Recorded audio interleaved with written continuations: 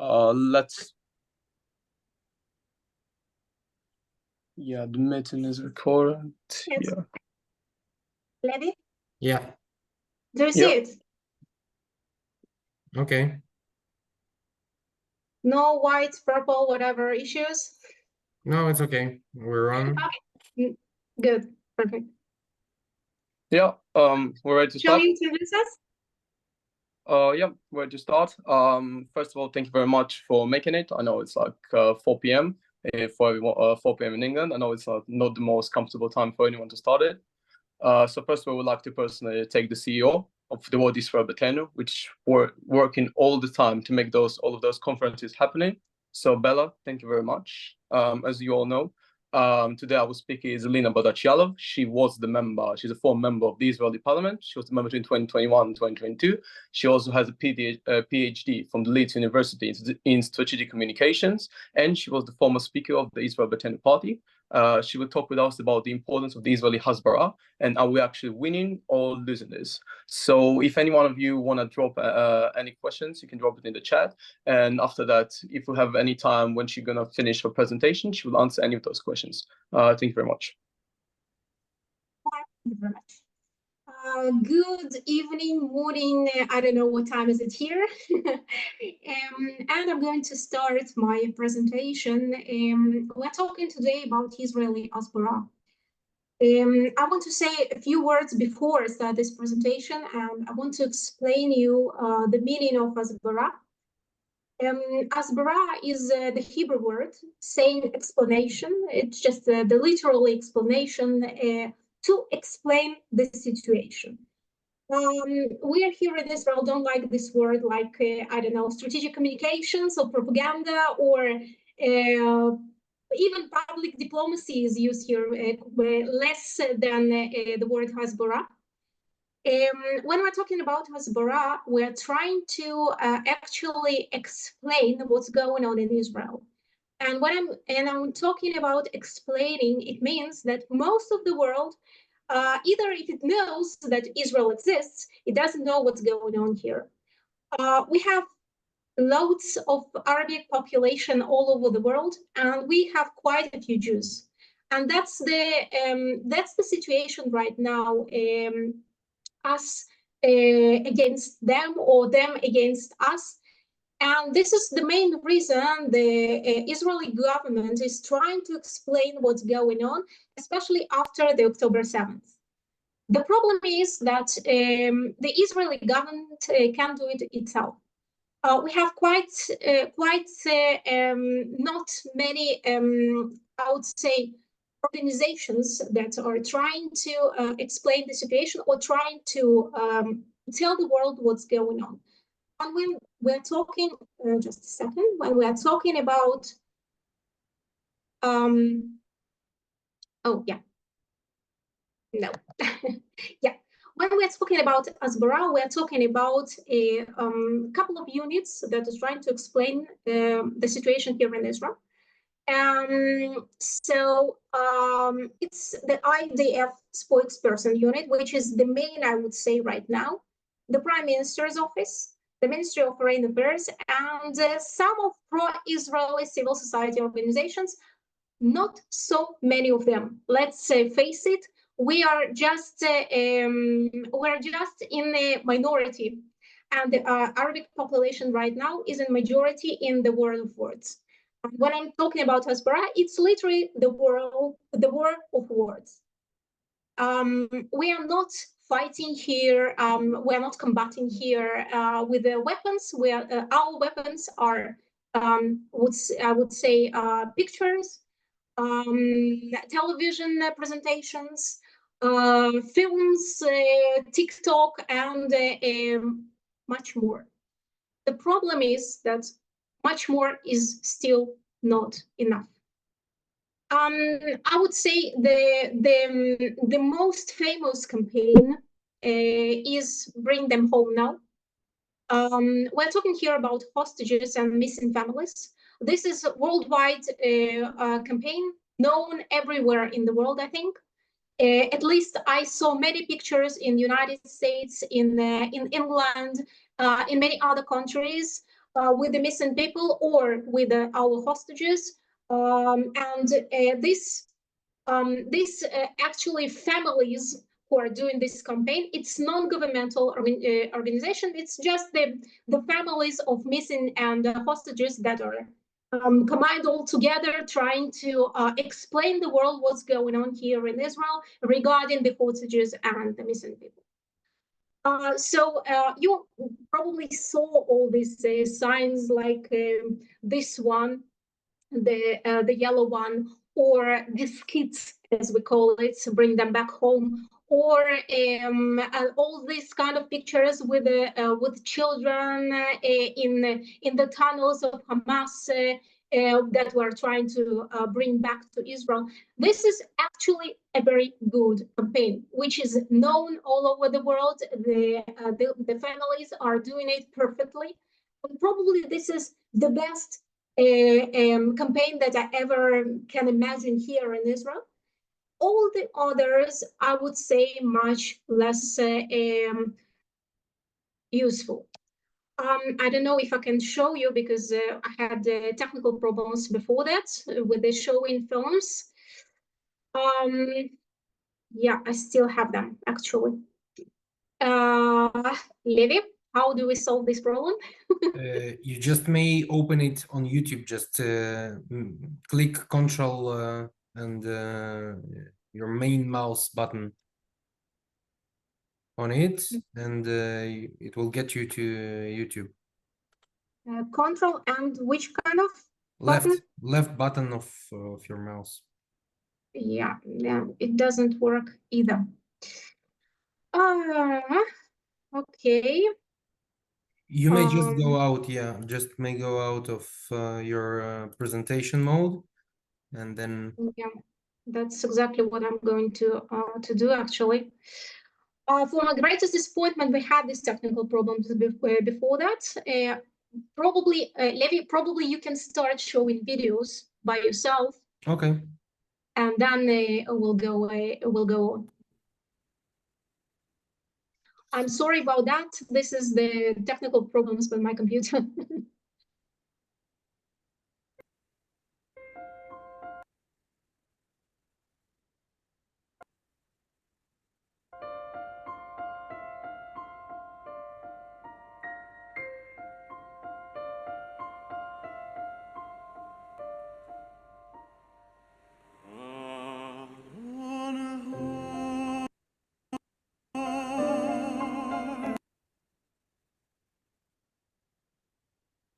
Same here. Yes. Hear my prayer in my need. You have always been there. He is young. He is afraid. Let him rest. Heaven blessed. Bring him home. Bring him home. Bring him home. עוד קטן הוא לא שמע על מפלט. Yeah. Okay. So actually, this is the Israeli opera that is trying to go for this campaign and bring them back home. This is a very famous, actually, song in English and in Hebrew, showing that the pictures of the hostages and with this all this bring them home stuff. So actually, this is one of the I would say one of the things that hostages are trying to take other people and other. Just a second, I want to show you one more. If I can show it. You want me to put next one? Yeah, if you can show the next one, that's going to be perfect.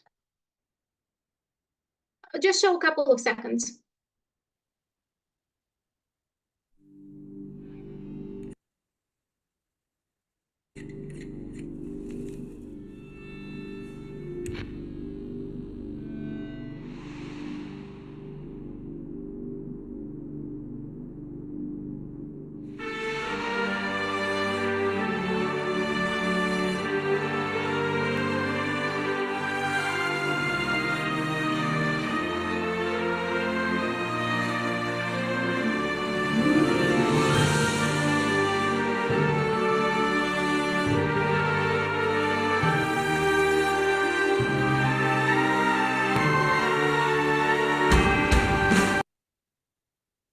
This is actually one of the, I think, best.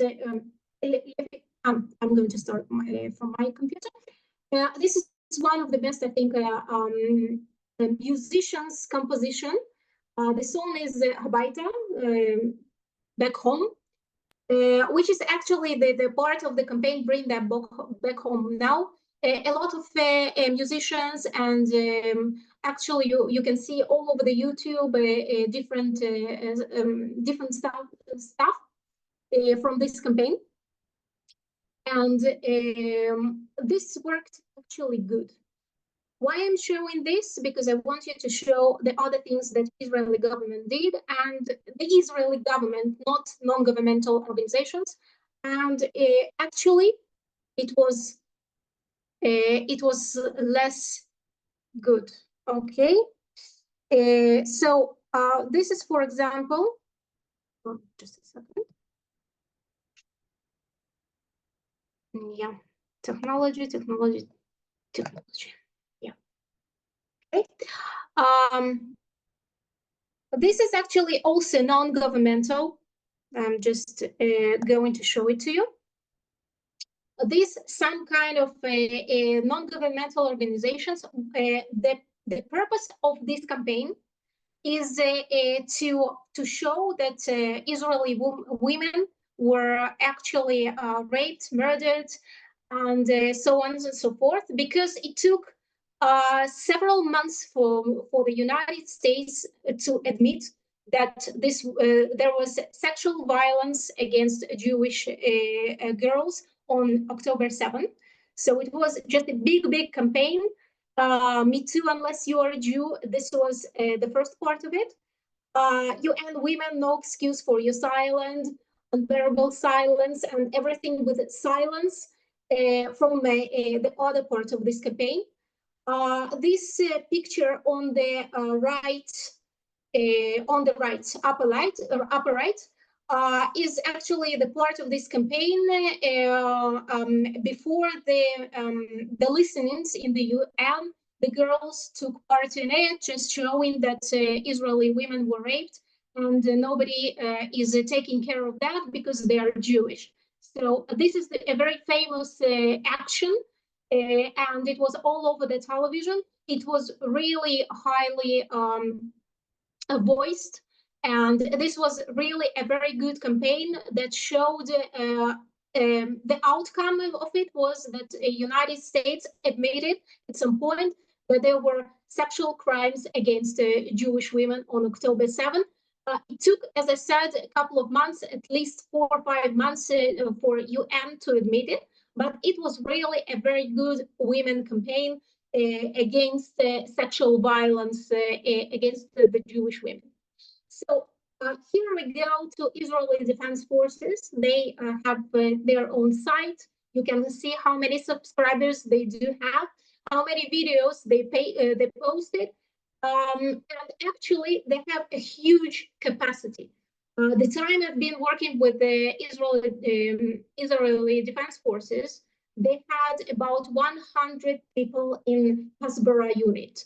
I don't know how many of them they have now, but this is a huge amount of people who are working on digital or on television and other assets. And actually, this is the most, I would say, the biggest organization working with the Israeli Hasbara. They have this, as I said, Hasbara unit of the defense, Israeli Defense Forces. And they have this, as I said, quite a lot of media assets. They post videos, they post different pictures with explanations.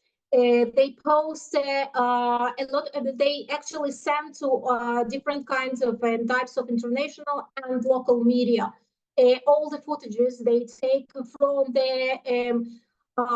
the soldiers, from the pilots, from whatever you can imagine, bombing tunnels and showing different kinds of stuff of IDF, which finds, for example, weapons all over Gaza, and including in the houses and including in children beds, and so on and so forth. Works 24/7. They have different divisions inside this Hasbara division, and they're still trying to explain. The problem is, and it was found years ago, if not dozens of years ago, that as soon as the person in the IDF form and with weapons or whatever is getting interviewed, people just don't take it seriously. They say, okay, they are lying because it's the official governmental, official military spokesperson. He is obviously lying. He's not telling the truth. Let's watch TV and see how many Palestinian children were killed, raped, or whatever. They believe much more the footages, even we call it Hollywood. Even the footages that were just imaginary footages, let's say, instead of believing the IDF forces, they try very, very hard, but it is quite hard for them to win this battle, because from the one side you have military, powerful military guys, and on the other side you have all these pictures of poor children or poor women or whatever. So with all the kinds of atrocities you can imagine or cannot imagine, this is why usually the IDF is losing the battle. They know it, they still try hard, but it doesn't work as well as they want it to be. For example, I took one of the videos that actually is quite new from the last couple of days regarding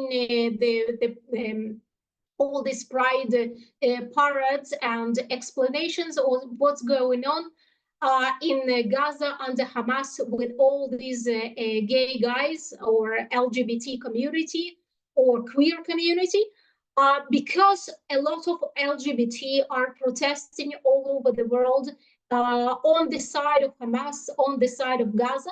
They're trying to explain that the activities they are doing is actually against everything they believe in.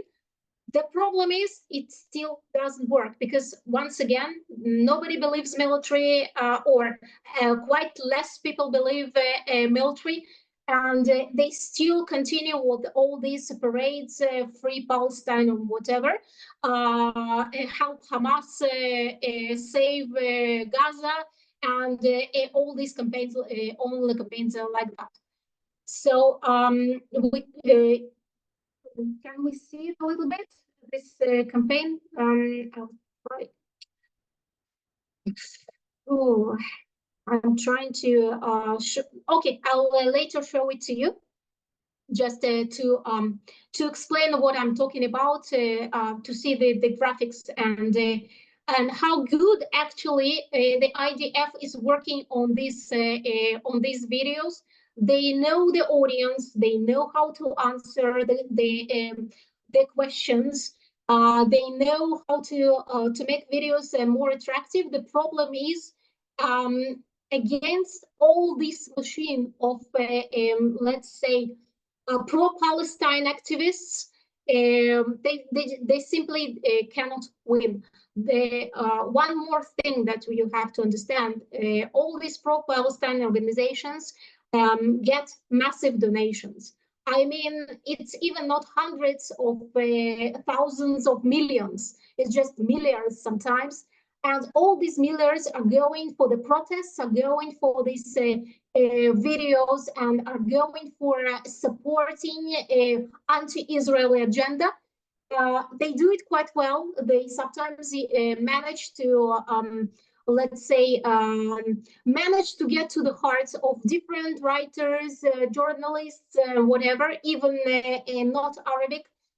Especially what's the problem we have with England, with the United Kingdom, Scotland, Ireland, United Kingdom. All these countries right now are pro-Palestine in their views. actually, I have to admit that when I was studying in England, it was dozens of years ago. It was about 2005, 2006, 7, 8, something like that. Even at that time,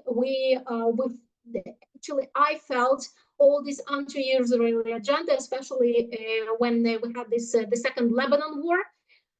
All the media like BBC and newspapers and whatever, all of them were basically against Israel on the regular basis, with all these messages anti-Israeli and sometimes even anti-Jewish. Right now, the situation is even more complicated because you have this excuse of the war or after October 7th that just make all of this anti-Semitism rising once again to the highest level. And all these excuses actually let them be more violent, more voices are attending. They show it like a campaign peace against war. That means Hamas and Gaza want peace and Israel wants war and stop the war. This slogan works very well, I think, for the last couple of hundreds of years. So if I show you, just a second. Yes. Just a second. Yeah. Lena, if you need something, just tell me. I'll put it. Okay. This is actually the IDF spokesperson who is being interviewed. Can you just show it, Levi? Can you show it? And with it, the previous video sure. of LGBT. Yeah, sure. Yeah, thank you very much. Meanwhile, I'm talking and trying to explain. You have this white man, okay, big white man, and with all this IDF look. So usually it doesn't work that much on the audience, but you can watch it by yourself. Yeah. Joined now by IDF spokesman Lieutenant Colonel Jonathan Conrakis to talk more about the situation between Israel and Hamas. Lieutenant Colonel, thank you for joining me. Your Prime Minister Netanyahu doubled down yesterday on his aggressive approach to the war. At what point does Israel begin to scale back its operations in Gaza? Yeah, I don't know if you can wage a war in any other way than being what you say aggressive. We are defending ourselves against terrorism here. We were attacked on October the 7th, and we intend to make sure that we will never, ever be attacked from Gaza again, and that our civilians can go back to their homes and live safely in their homes. We will do that, and we will end the war very happily once that is achieved. And surely, I don't think that Israel can be expected to go back before that is achieved, before Israeli civilians can go back to their homes, and before we have been able to bring back our hostages, until Hamas is dismantled, until their military capabilities will be taken apart. Then we won't be at leisure or have the ability to go back because the mission won't be complete. So once we're complete, then believe me, nobody will be happier to go back home than our troops are now in Gaza. Elena? The video of Colonel spokesperson unit. If you can see the uniform, the white male look, big guy, usually it doesn't work as well as poor children crying or women crying or something like that. Levi, can you show the previous video, please, regarding the LGBT community? Yeah, sure. Thank you.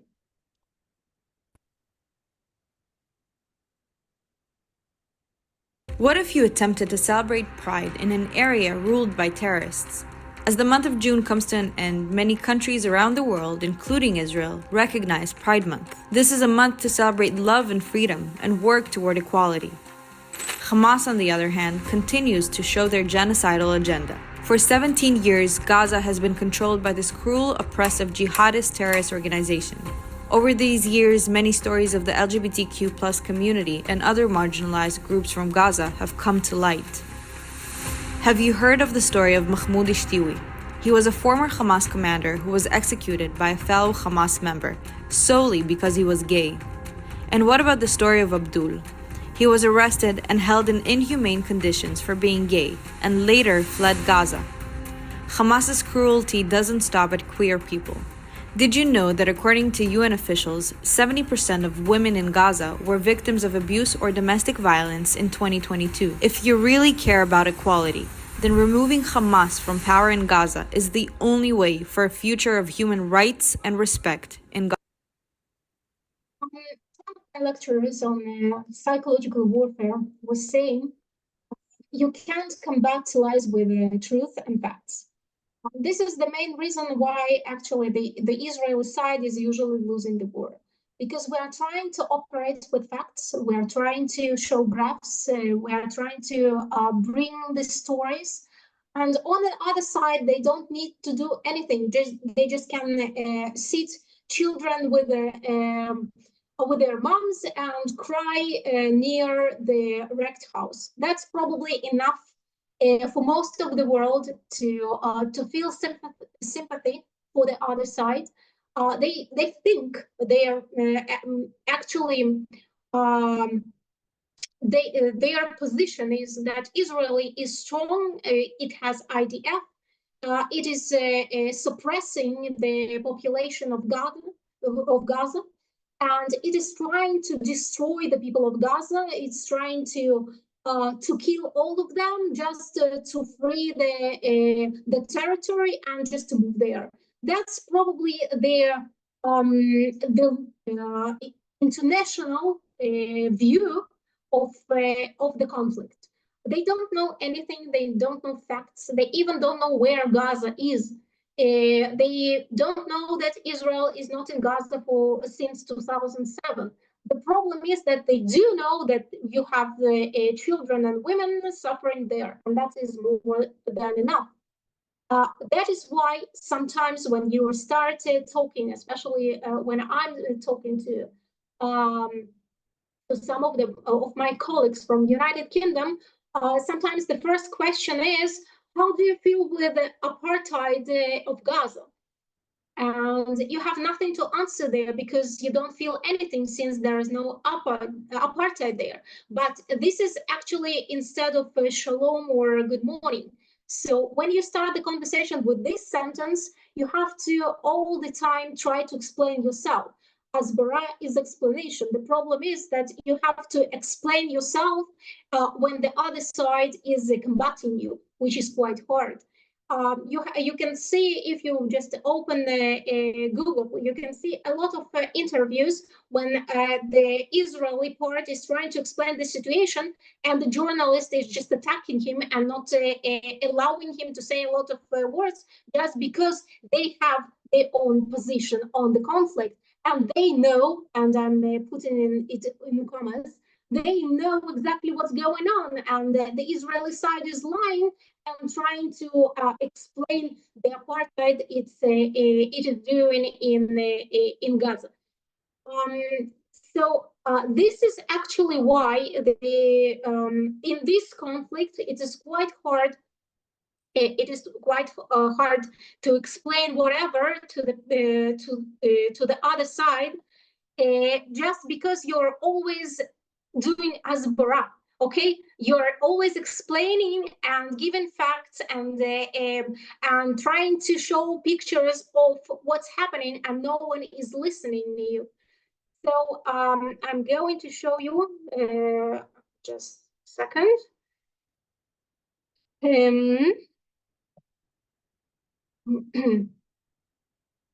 You see it? We have this problem with switching the computers. Just a second.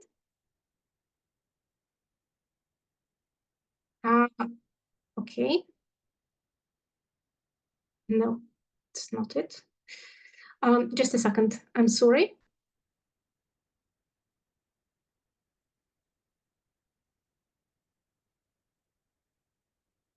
Okay, what's going on?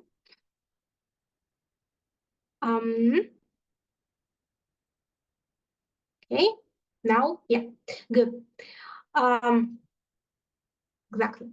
Okay, so you have this IDF efforts of trying to explain the situation, and I'm saying they are the best. They are probably really the best between all the other governmental units that are supposed to do all this explanation stuff, Hasbara.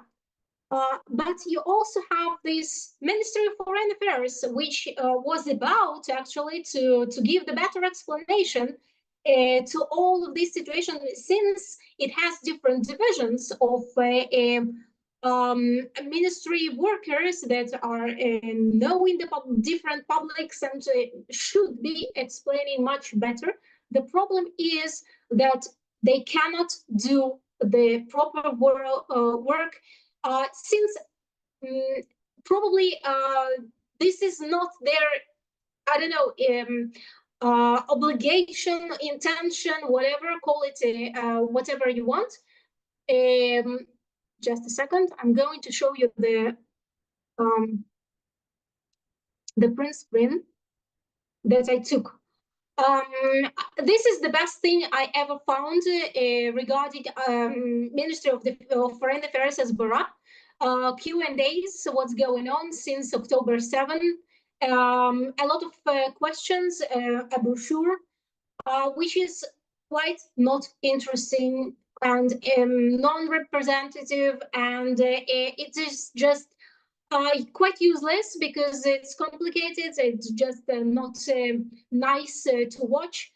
But sometimes when I'm talking to the workers of the ministry, they just tell me that this is not on their agenda just to do this Hasbara thing. They are leaving it to the Prime Minister's office and to the IDF Hasbara office. So I don't know, probably they even don't have enough budget to do things like that. Prime Minister's office is working, let's say, quite hard. It has quite a lot of, it had quite a lot of spokesperson, 2 different languages. I saw a couple of Russian-speaking guys who are just who did briefs every single day, just daily briefings until probably December, January. With all this stuff, what's going on in Israel and how the war is going and what's going on with Gaza and stuff like that. So daily briefings, I heard quite a lot of them. They did this site, Hamas massacre, October 7. I cannot open it from Israel because it's restricted for some reason in Israel. So outside of Israel, you can enter it. I don't know if it's popular or not so popular because simply I cannot enter it. It's restricted in the Israeli area. This is the only footage I found of it. Probably it's from a couple of months ago. I simply don't know. But the problem is that one single site cannot help work or whatever.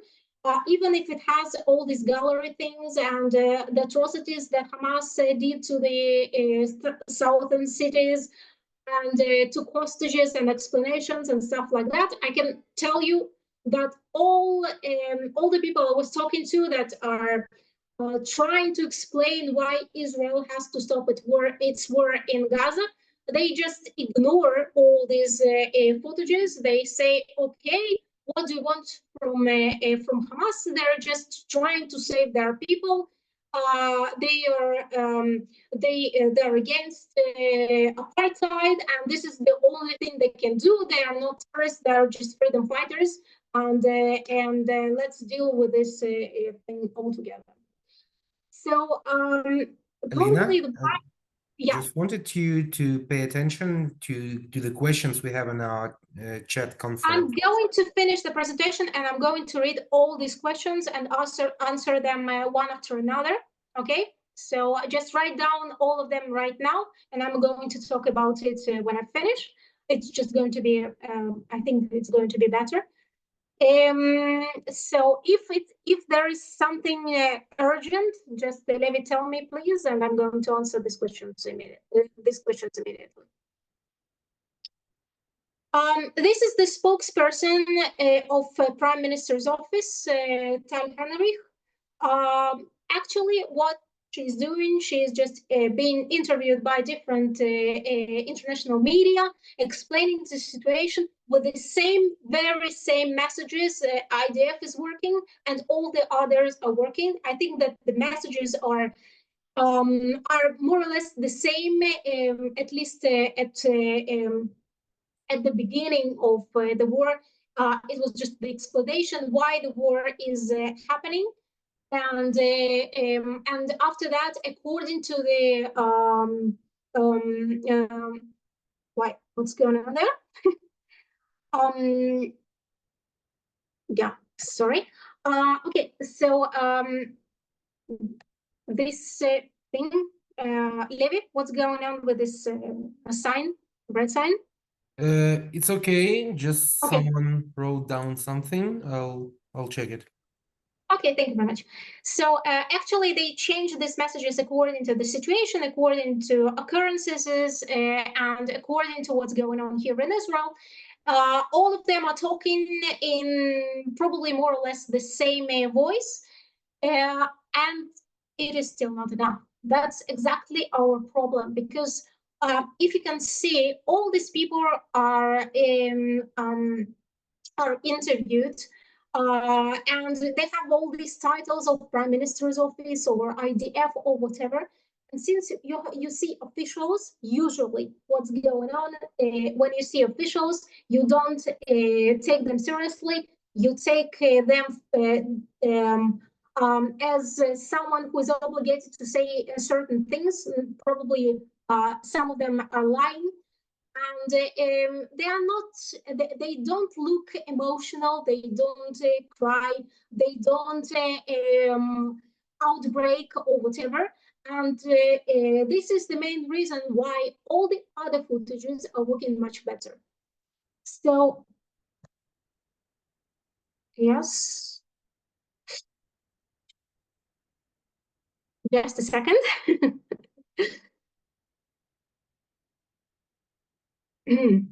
No. You want me to put the video? No, I'm just going to, oh yeah, exactly. Okay, so on the other side, you have all these footages, as I said, of crying people, wrecked houses, bombed houses, children crying, women crying, and this is working on the emotional part, not on the logical part, as the IDF or Prime Minister's office are trying to work on. It's simply work.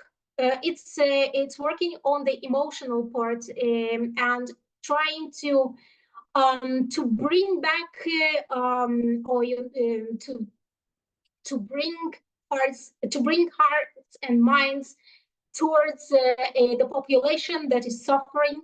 And when you see all these pictures, if you are abroad, if you don't know what's going on there exactly, you feel much more sympathy for these guys than for the IDF soldiers. For example, I gave you this writer. He's actually the Irish writer. If you see it, it's written. This piece is written on October 16th, so it's actually about a week after the massacre, and still he's already talking about humanitarian crisis in Gaza and doesn't mention in any single word Israeli hostages or raped women or whatever. This is the narrative he is working on. Gaza is suffering, humanitarian crisis, children killed, women killed, and so on and so forth. In any single sentence, you don't see here anything about Israel, about the massacre. They're just talking about the Israeli bombing, and that's it. Furthermore, if you can see this on the right side, the lower right side, how to help Gaza make your voice heard. Oxfam, as far as you know, Oxford Committee for Famine Relief, non-governmental organization, actually it's a group of 21 non-governmental organizations. They are just working very, very hard with campaigns against Israel and trying to get donations for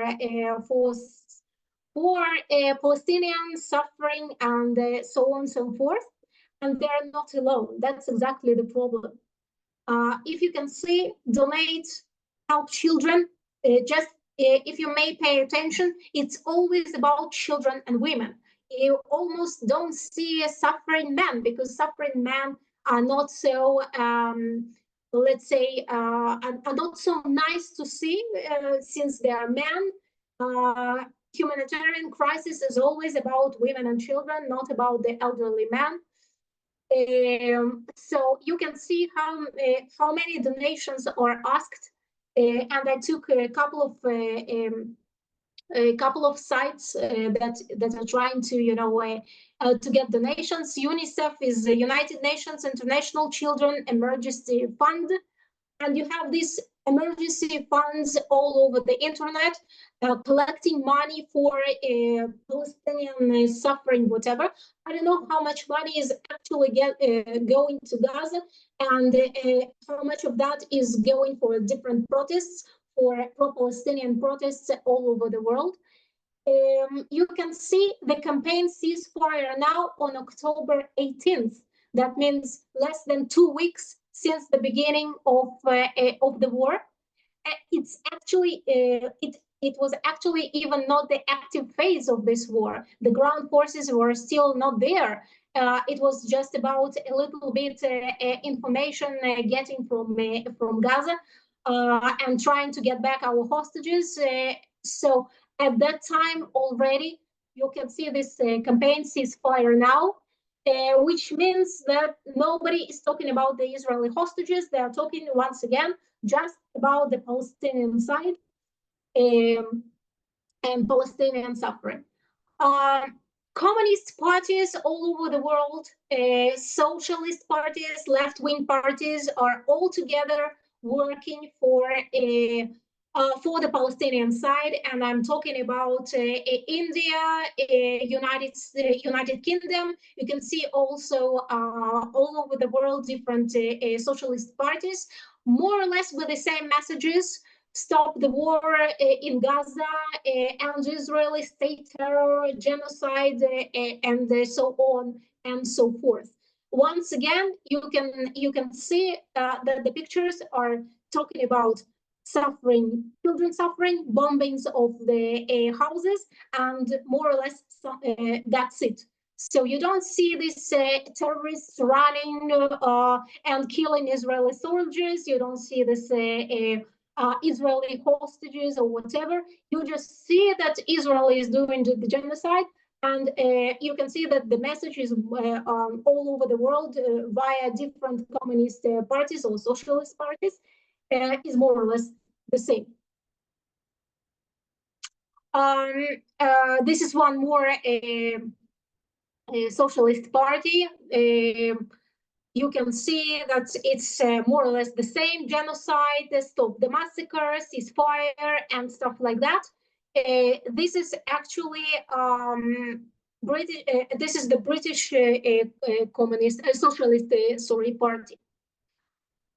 As I said, more or less the same message, and trying to force the public to change the public opinion, and to force the governments all over the world to stop supporting Israel, and something like that. Levi, what is that heart doing here? Thank you. Okay, so you have this other side of the story. Not the left-wing parties, but the democratic parties also are in the game. more or less with the same messages, just they're also using the message Jews against the war. You can't see it here because it's too small, but if you open this picture on the large scale, you can see that it's written that Jews are against Jews say ceasefire now. Yeah, that's what's written there. And these protests, as far as you know, have been outside of different institutions. And of course, you have all these campuses story and stuff like that. You can see this UK campaign, Palestine Solidarity, Stop the War in Gaza, and this campaign is actually working on the same message as the upper right one in Canada. We must put pressure on all politicians to speak out and stuff like that. Put pressure on politicians so they can actually stop Israel from continuing the war in Gaza. This is the message in the UK. The same message I found in Canada. I think in many other countries you can find the same message, just if you go through the internet.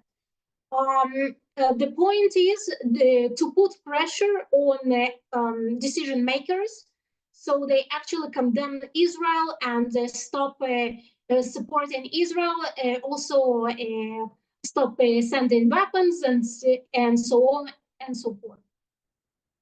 Wait, sorry.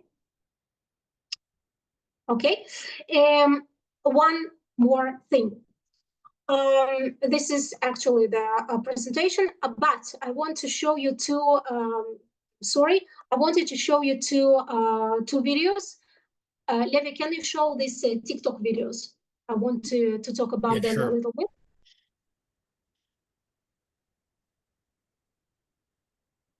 Just a second. I want you to watch two TikTok videos. And this is what's going on all over the TikTok. A lot of messages against Israel and much less voices for Israel. And most of them are from Israelis, not from the international community, which is working much less good than when you have this outside opinion makers stuff or celebrity or not non-celebrity, just to speaking for Israel. So let's see the two videos that I prepared. Hamas is not a terrorist group. Hamas is a group fighting for freedom and for the liberation of the Palestinian people. Now that's what many people who are pro-Palestine will try to tell you. Now, on the other hand, you have people who are pro-Palestine who condemn Hamas, who admit that they're terrorists and who admit that what they did on October 7th and what they have continued to do is wrong. But the disturbing fact of the matter is that there are so many people who are pro-Palestine who not only vocalize and show their support for Hamas, but who also believe that what Hamas has done and what they continue to do is justified. I want to show you guys a few clips from an Oakland City Council meeting where for hours people stood behind a microphone and showed their support for Hamas. Just watch. Been beheadings of babies and rapings. Israel murdered their own people on October 7th. Calling Hamas a terrorist organization is ridiculous, racist, and plays into genocidal propaganda that is flooding our media and that we should be doing everything possible to combat. I support the right of Palestinians to resist occupation, including through Hamas, the armed wing of the unified Palestinian resistance. As an Arab, asking with this context to condemn Hamas is very anti-Arab racist. The notion that this was a massacre of Jews is a fabricated narrative. Many of those killed on October 7th, Thank you, ma'am. Your time is up. including children, were killed by the IDF. An amendment condemning Hamas is bald propaganda meant to... Thank you. Your time is up. To hear them complain about Hamas violence is like listening to a wife beater complain when his wife finally stands up and fights back. Question. Did anyone else notice that those who oppose this resolution are old white supremacists? There's been a lot of atrocity propaganda ranging from claims of beheaded babies to mass rape. Hamas is not a terrorist organization just because the U.S. and Israel deems it so. Hamas is a resistance organization that is fighting for the liberation of Palestinian people and their land. So there were multiple outrageous and just straight up stupid comments. with 2 of those people claiming that on October 7th, the IDF killed their own people, which is not verified, and there is not sufficient evidence to substantiate that claim or any evidence whatsoever to support that that's actually true. You had a woman say that there have been no beheadings or grapings of innocent women or children. That's a lie. You had 2 people say that calling Hamas a terrorist organization is ridiculous, and that it's anti-Arab and that it is somehow... This is the first one I wanted to show you. The guy is trying to oppose all these ridiculous messages that are going actually all over the world. I would say that these messages I heard when I spoke to the United Kingdom scholars, and I heard them when I spoke to United States scholars. And you're always trying to explain that this never happened, but you start with no. Instead of explaining what is going on, you're usually, when you have this conversation stuff, you're usually talking about, no, this is not true. The problem is that the messages that we hear here, and all of them are actually going one after another, and in different conversations you hear almost all the same messages. When you start talking, you have some kind of combating prejudice, and this is the problem when you're talking about the explanation Hasbara. The Hasbara thing usually does this exactly the thing that we are talking about right now. It's explaining why the other side is wrong. The problem is that it is not the first one to give messages, so the other side has to combat them. And this is going on for years.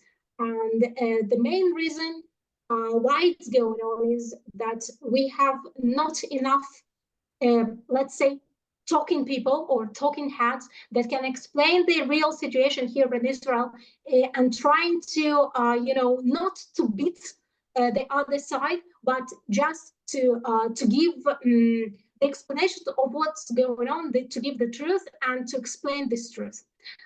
Let's listen to the second one. Don't let yourself be fooled. Hamas is not an excuse. It's not an excuse to kill 21,000 Palestinians. It's not an excuse to carpet bomb the Palestinians in the Gaza Strip. It's not an excuse to bomb 1,000-year-old mosques or hospitals serving people or schools filled with families who are sheltering from your bombs. It's not an excuse to bomb civilians fleeing on the routes you told them to flee on. It's not an excuse to go and conduct mass roundups of civilians. It's not an excuse to try to expel the Palestinians from the Gaza Strip. It's not an excuse for deadly night raids in the West Bank.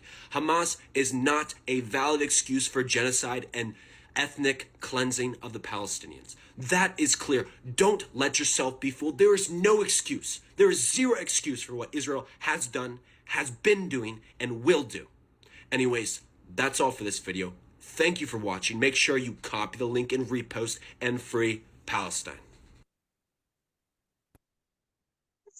This is a young guy with perfect English explaining that actually Israel is trying to excuse itself and is combating not Hamas. It's combating the Gaza people, killing it and doing different atrocities and doing the apartheid. And once again, if I need to answer that, I would start with, no, this is not the truth. The truth is this, and that. And since the narrative right now, it's pro-Palestinian much more than pro-Israel, you have to start this conversation all over again, saying, no, you have all these lies and you have this pro-Palestinian propaganda which is going on, and nobody believes you. So usually, if I'm talking to my students, I tell them you are beginning your conversation with a very lower situation, because when you're trying to explain, actually the other side has its own opinion on the situation. It is trying actually to explain you or convince you that you are wrong, instead of listening to you and trying to hear the messages. So first of all, there are quite a lot of people that you don't have to talk to. They won't listen to you, they won't hear you, they actually have their own opinion, and even if they see everything with their own eyes, they won't believe it. So this is the part of the world that we have nothing to do with. They live there, they exist, and they exist in some kind of parallel world. We don't have to enter to it. But you have all these people who simply don't know what's going on. And when they don't know, you can explain it. When you explain it and you're not inside of Israel, you're outside of Israel, they will believe you much more than the IDF colonel or a prime minister's spokesperson. Because you are the simple guy that lives nearby, or you are a nice girl that lives nearby, and they know you for ages, and you are the same in the same neighborhood for I don't know, for 10 years. And this is the main reason why we need every single voice for Israel. We need all these people who are outside of Israel, talking to their neighbors, talking to the people that are not convinced that Israel should be swept out of the world. They simply don't know what's going on, and they want your explanation, and they want your story, and probably they're going to be with you. If you are convincing enough, probably you're going to convince them, and they're going to convince their neighbors, and so on and so forth.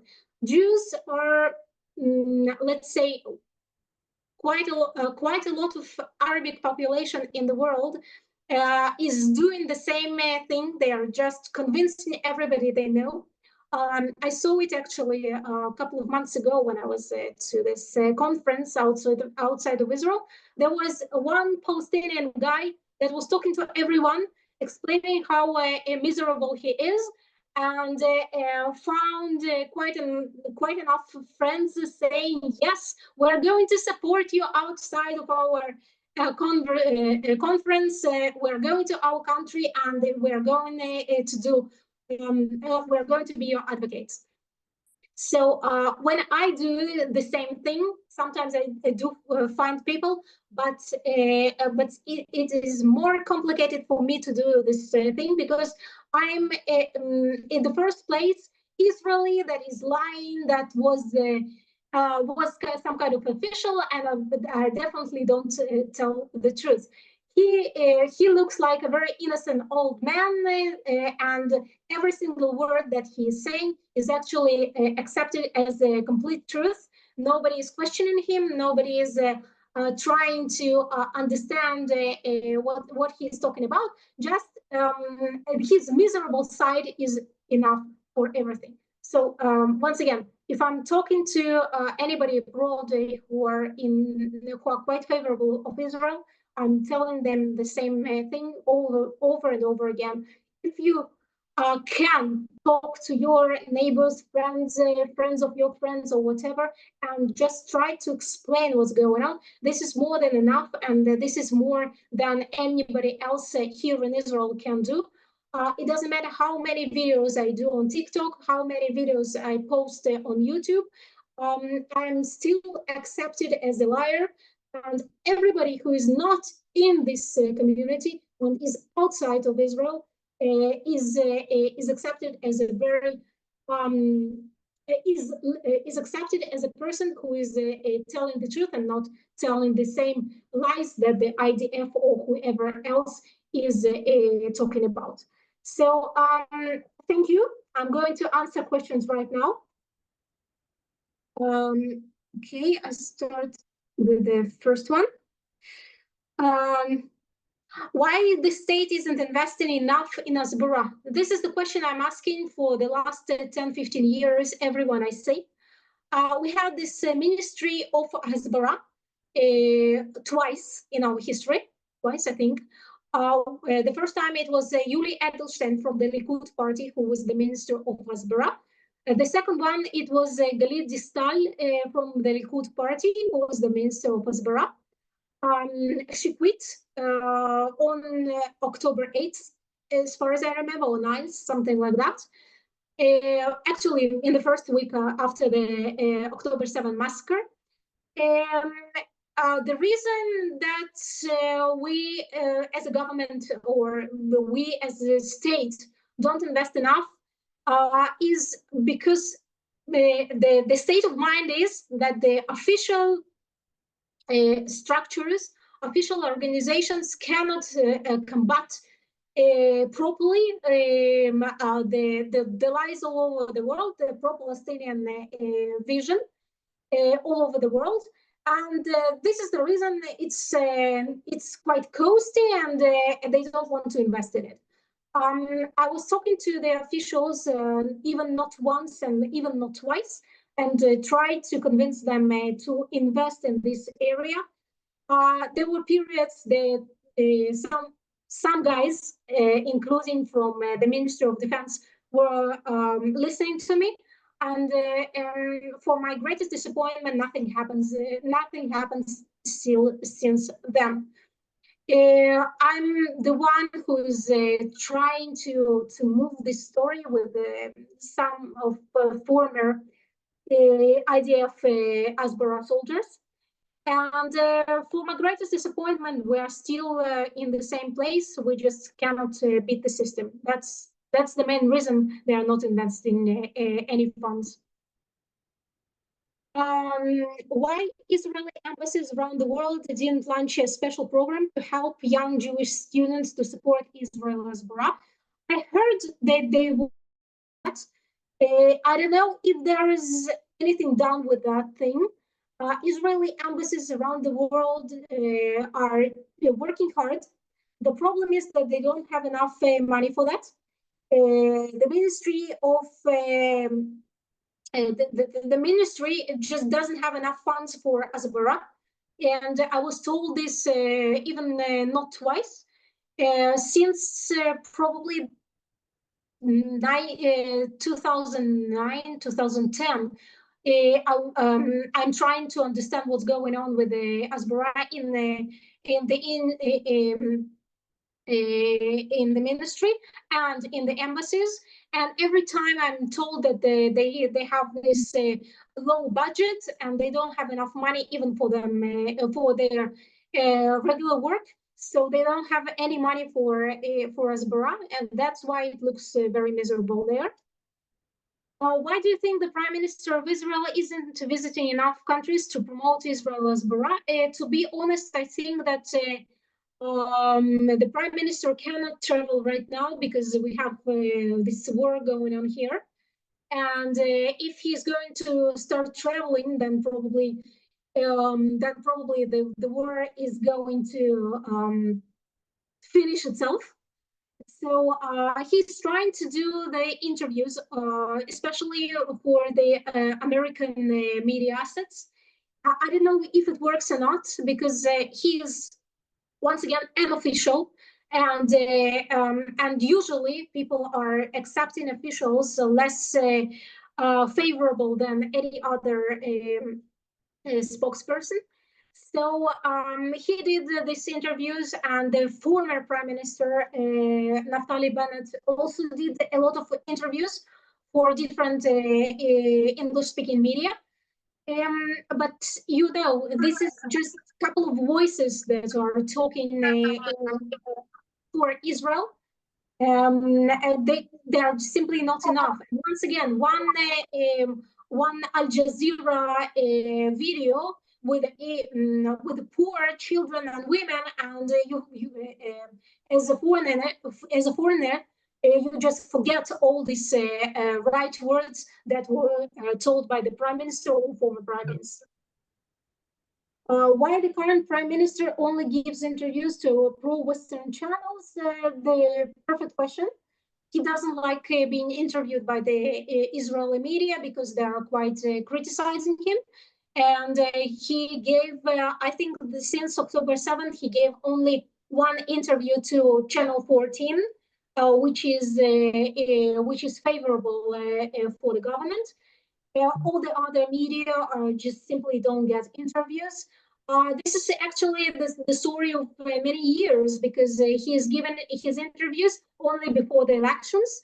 when he has this last week before elections, he starts giving all these interviews to different Israeli media. Before that, usually we don't hear him, just on the Facebook or TikTok or whatever media, social media assets. He doesn't like giving interviews to Channel 12 or Channel 13. This is the story of our life. That's what I have to say here. But why the Israeli government refuses to fund Israeli media influencers that can improve Israel's Hasbara worldwide. I think the same story here, because actually the Israeli government refuses to fund anything. They don't have enough money for Hasbara in overall. Actually, all this people-to-people diplomacy or public diplomacy or whatever is not actually funded here for years. And this is one of the main reasons why we're losing this Hasbara thing, because all these private things and private campaigns do not work as well as the funded campaigns. That means that either you have to have this very wealthy fund that is funding the Israeli Hasbara, or you have the government that works on the Hasbara thing. Since we have neither this nor that, we are in the situation where you have all these private things, private videos, private campaigns, that some of them do work, like all this Bring That Back Home Now, and most of them don't work because they have a very small budget, and as far as you know, it's quite hard to make campaigns with lower budgets in any country. Why the fact that many TV channels in Israel are criticizing the war and weakening the Israeli Hasbara? The problem is with the TV channels, or with the situation here in Israel, that you have quite a lot of problems with the war.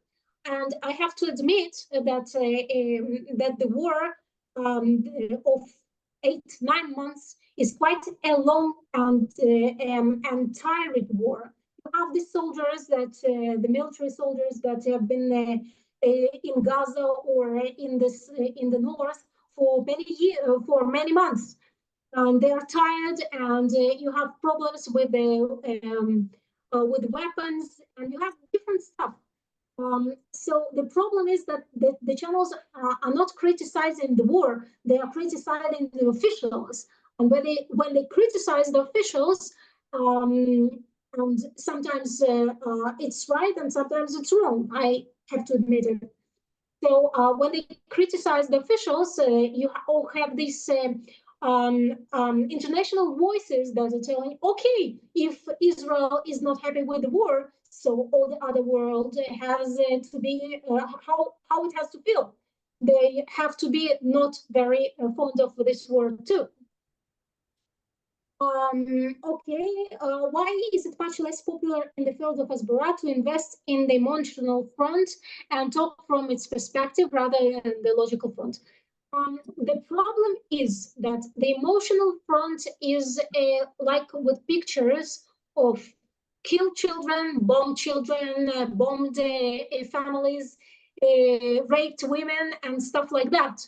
When you have all these things in Israel, usually you have to ask for the approval from the families. I mean, you cannot use the footage of the raped woman without or killed women and children without this improvement from the family. And sometimes the families just don't give this approval, and that's it.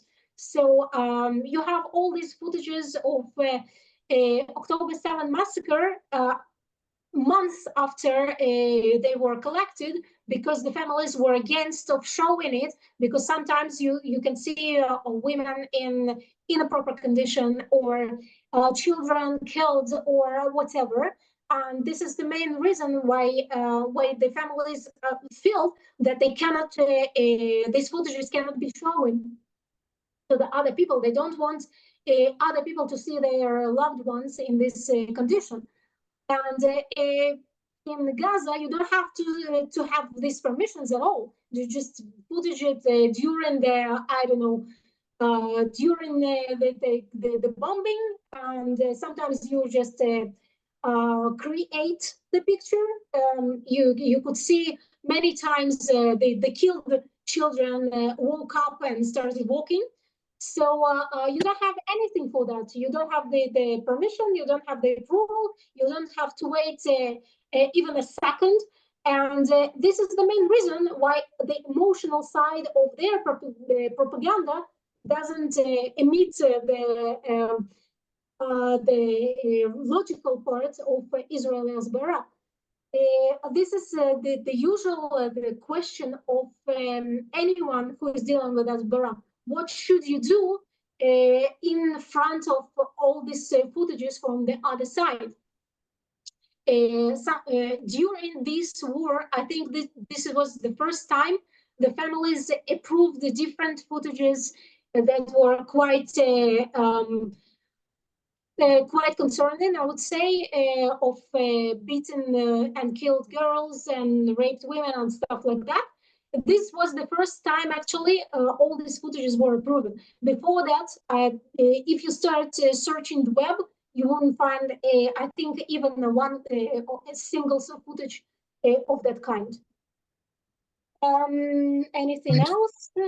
Just a second. No, I think I finished with questions. If anyone wants to ask something, you're welcomed. If no, I have to admit, it was my first lecture in English for a couple of years, I think. So you have to excuse me. And it was really a pleasure for me to be here today. Thank you, Bella, and thank you, Levi and Mark, for inviting me. Thank you very much to everyone. It was really interesting for anyone. I think it was like 1 hour 15 of like constant really knowledge that not a lot of people knew. Again, we would like to thank Bella for making this conference available to everyone. We would like to, of course, to thank Alina, because without you, this, of course, wouldn't happen. And thank you, Levi, for your technical support. It's even though we had some technical issues in the beginning, it was really lovely. Thank you very much. We left our details in the chat. So if any one of you want to follow us on Facebook, Instagram, and follow us, please do it later. And we hope to see you later. Thank you very much. Thank you very much. Thank you very much. Goodbye.